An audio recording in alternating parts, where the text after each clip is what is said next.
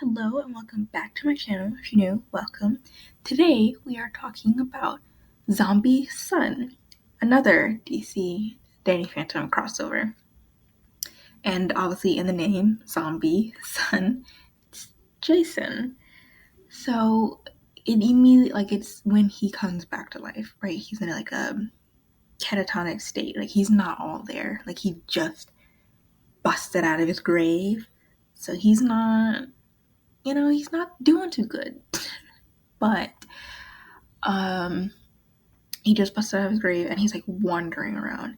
And at the same time, Maddie and Jack. Oh my god, I was like, jeez, no, wrong fandom.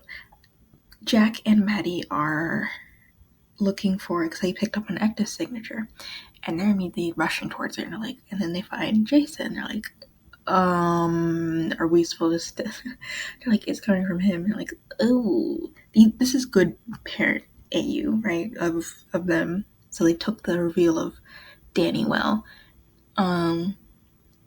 But they immediately rush to him because it's like, oh, he's clearly not doing too okay.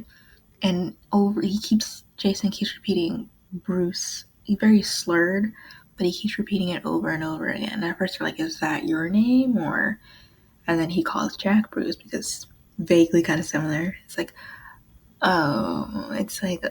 we should call the police, right? Because clearly isn't right. And then that was unhelpful because Gotham, of course it is.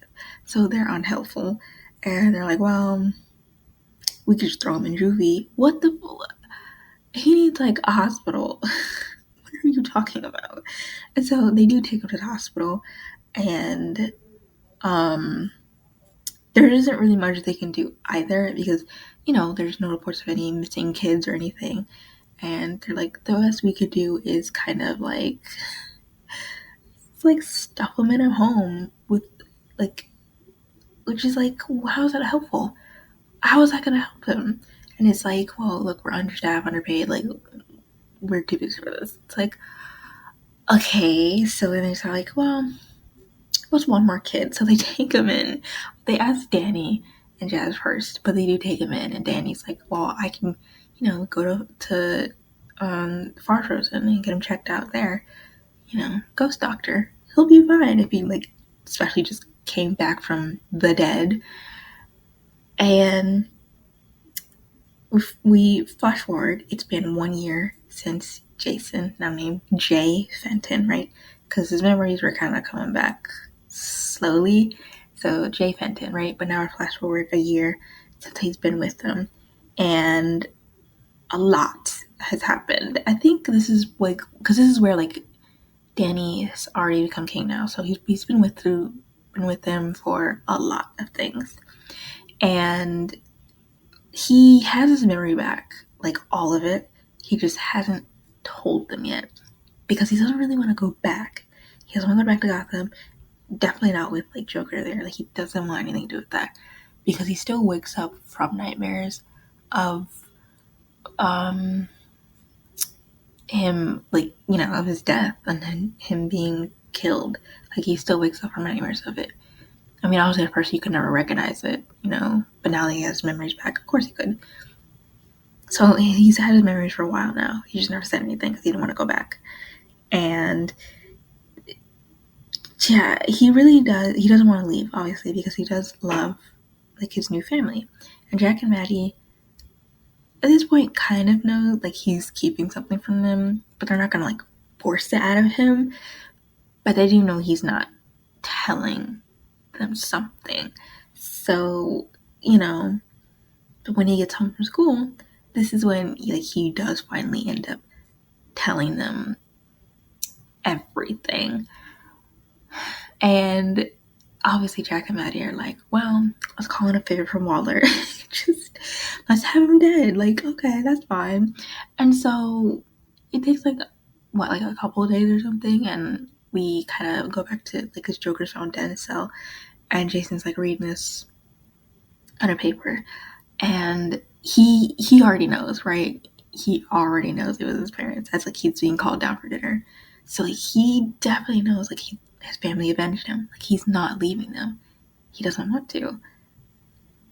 And all of that was like in the span of like 2 weeks. It took 2 weeks for them to like call in a favor and for him to be dead. And then they just carried on. Didn't mention it, didn't do anything. They were just like, okay, be done with it. Jason literally found out by reading it. And he's like, oh, okay. And just, because they just never mentioned it. Just like, yep, it happened. Moving on now.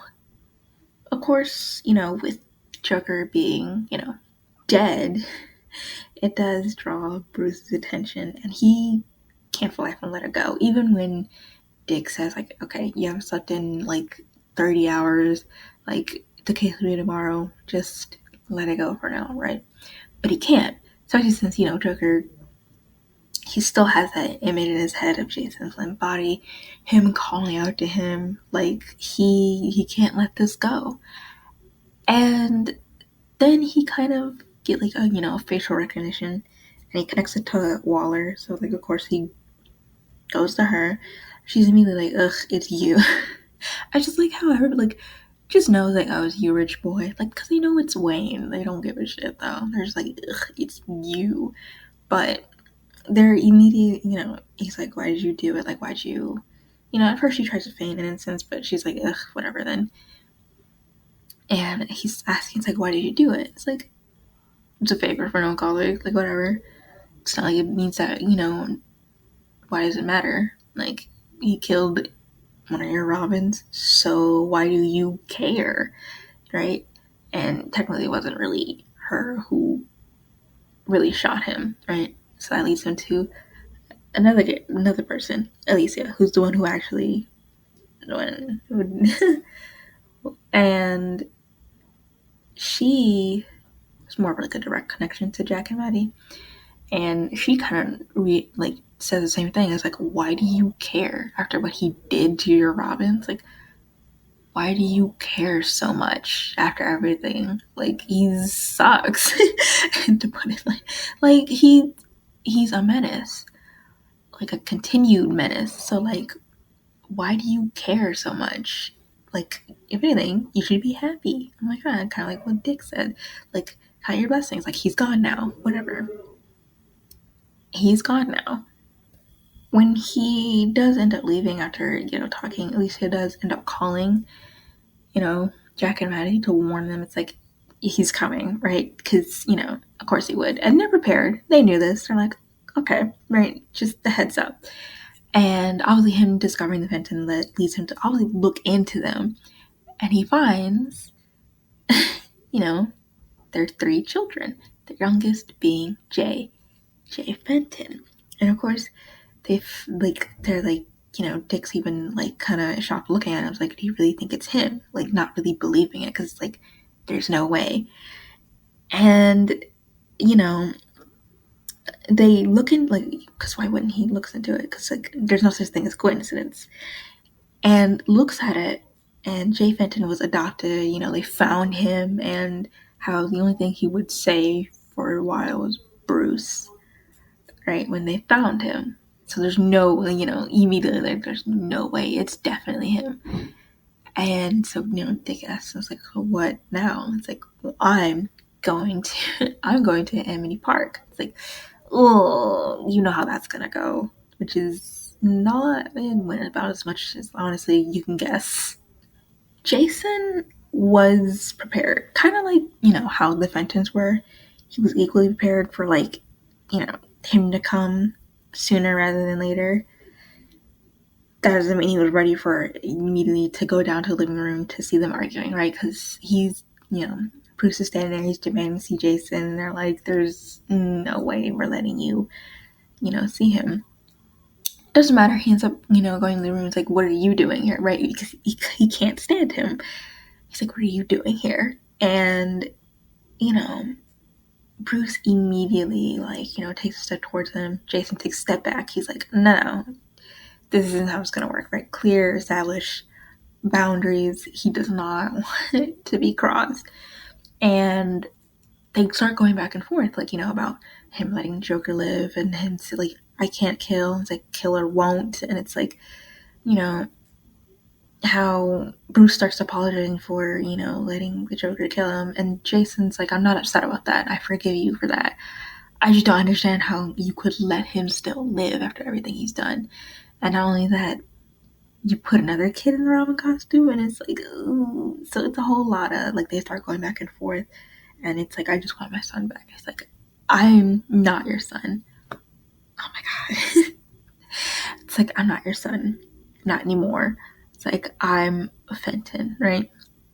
And he walks towards Maddie and Jack. And he's like, and he wants him to leave. He's like, I think it's time for you to go. It's like, get out. It's like, ooh. But he's like, I think it's time for you to go. And so Bruce knows he's kind of like lost at this point. Like, he knows that like he can't force this or anything. So, what's he gonna do? So, of course, he, leaves, but he does decide like to leave like a card like with his number on it and everything, like in case you ever need me for anything. And like before he leaves, he even says, he's like, I'm glad you're alive. Jason just responds just so cold, like, get out. Like, he does not care. I mean, he cries like once he leaves. Like, he turns to Jack and Maddie and like cries, and as he hugs them, and they're comforting him.